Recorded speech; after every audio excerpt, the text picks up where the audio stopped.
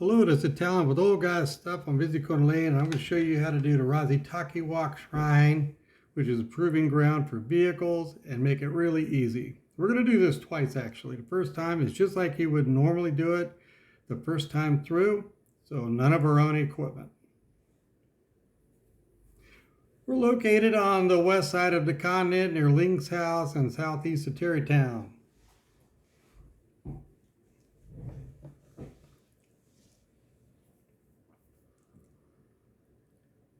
Gonna open up some space in my inventory so I can pick up the items here.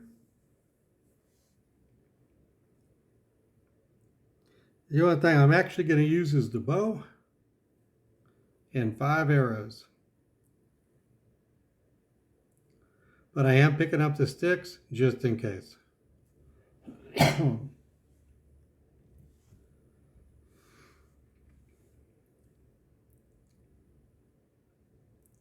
I'm not going to talk too much through this, but just understand that the idea is we're going to be ascending up through some items, and if the top is protruding too much, it'll tip over. If it's not protruding enough, we won't be able to ascend. So if it's not working just right for you, just adjust it a little bit.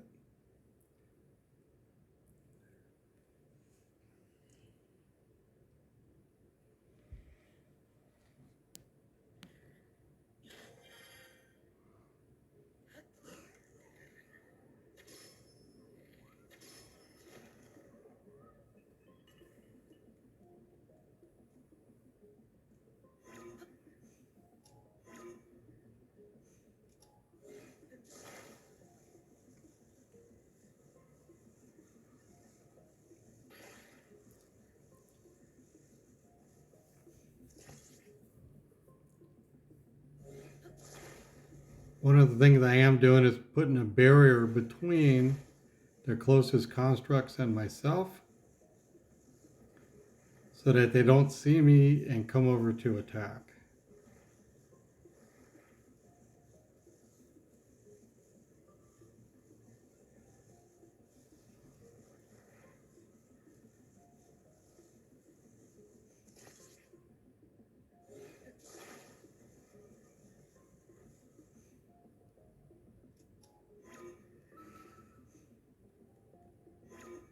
There, I'm just making sure that I am going to be able to ascend through it.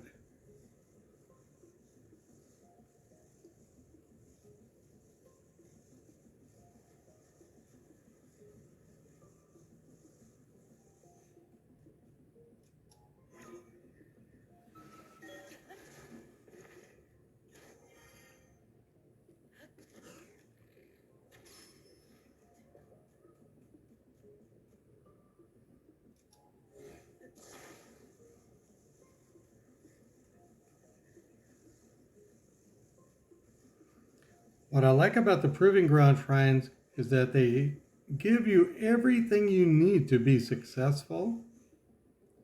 It's just a puzzle you got to figure out. And no one solution is necessarily the only solution.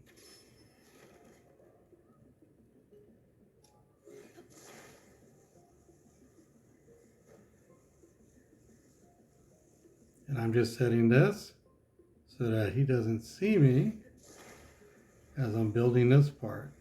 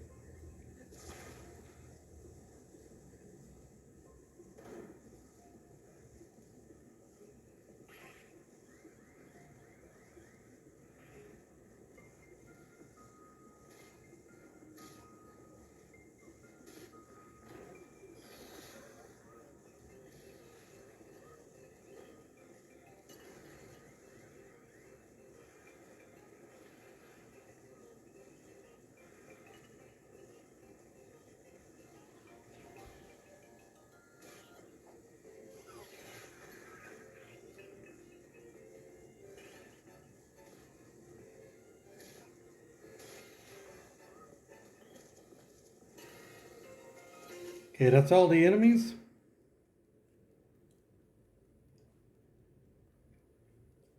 You can go through and pick up all the items. There's enough zonite charges and construct parts that if you put them in dispensers, you can get 17 to 20 devices. There's 3 cannons, frost emitter, flame emitter, shock emitter, hydrant, 3 cannons, 2 construct heads.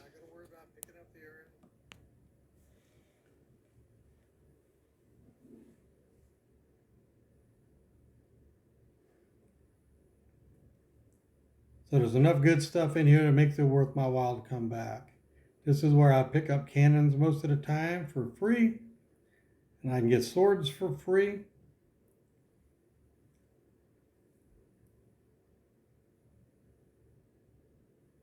And if I wear something out in here, I can replace it very easy.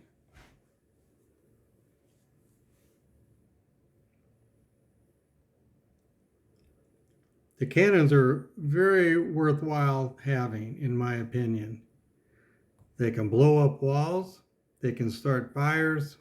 They are fire element.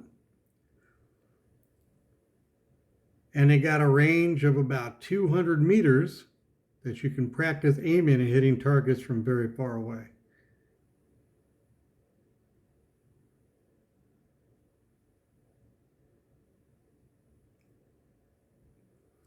So this part's going to go exactly like the last part where I wasn't wearing armor or having any of my own equipment.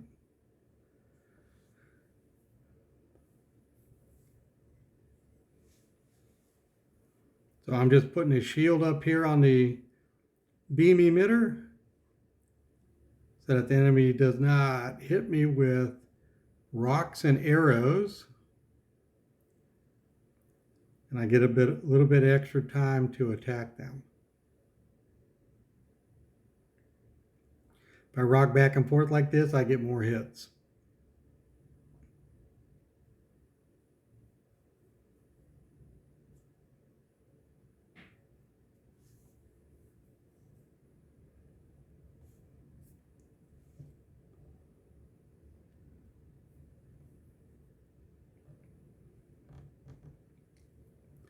Up against the left wall on the far edge of this area, there's that overhang. There is a wing with 3 fans on it.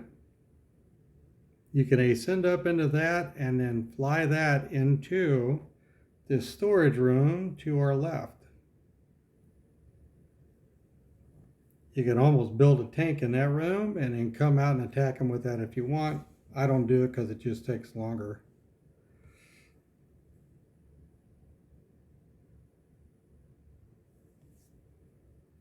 As it is, I generally run through here in 4 minutes.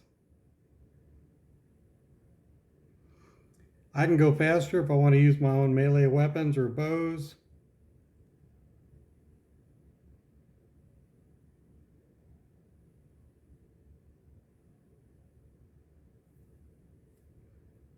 I just try to conserve my weapons.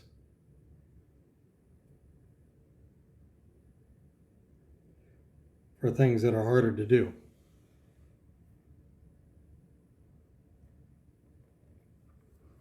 Okay, once I get into this little supply room, there are 2 construct heads, 3 cannons, 1 of each type of element emitter, including a hydrant, and 5 more arrows. So if you pick up the 10 arrows earlier in this shrine, you'd have 15 arrows.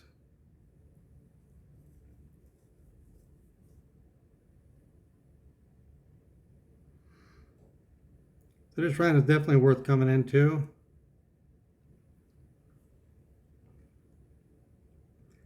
If you find this helpful or informative in any way, please hit like and subscribe. I got a new outro, so it's going to be pretty cool.